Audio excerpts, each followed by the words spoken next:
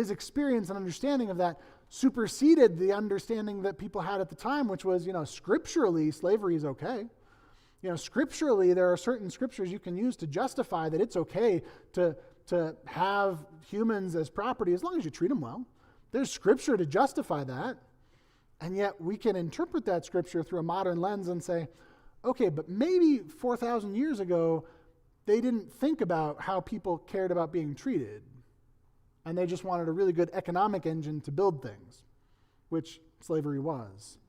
It was also why Methodists were early adopters for women's ordination. And that there actually is enough scriptural basis for when you look at the women who have led throughout the generations, right? And the women who were leaders, the women who were the first at the tomb to tell the story of Jesus' resurrection.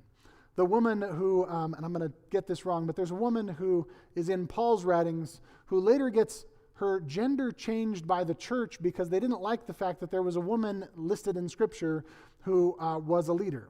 And I'll have to go back and look that up specifically who it was, but anyway, it's in there. But if you look at the early manuscripts, you realize actually this is a woman's name, but then the church went, we don't like that, we'll just make it a man. True story, right? It's the things that we look at through the interpretation of our own experience, and we say, maybe we should do things a little bit differently. These movements towards a more inclusive and more open church did not reject our tradition. Instead, they fulfilled it, right?